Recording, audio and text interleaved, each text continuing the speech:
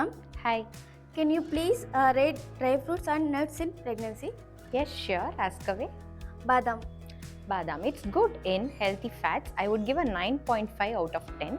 It is rich in calcium and very good for the brain development of the baby. If you have badam daily, have at least 4 to 5 soaked per day.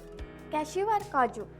Cashew, yes, it's very tasty, but I would give it a 7 on 10. Why? Because it is high in calorie and fats. So please consume in moderate amounts. Walnut. Walnut, it is a powerhouse of omega-3 fatty acids. I would give it a 10 on 10. 1 to 2 walnuts soaked per day is advisable. It is very good for the brain development of the baby. Fig.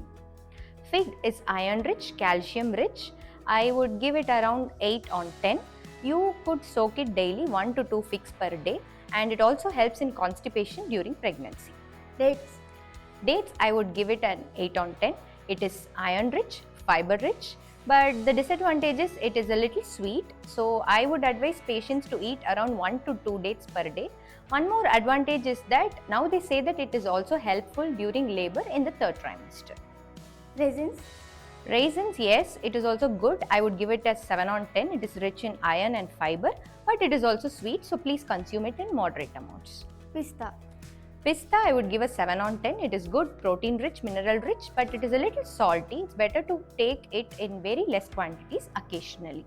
Peanuts. Peanuts, I would give it a 11 on 10.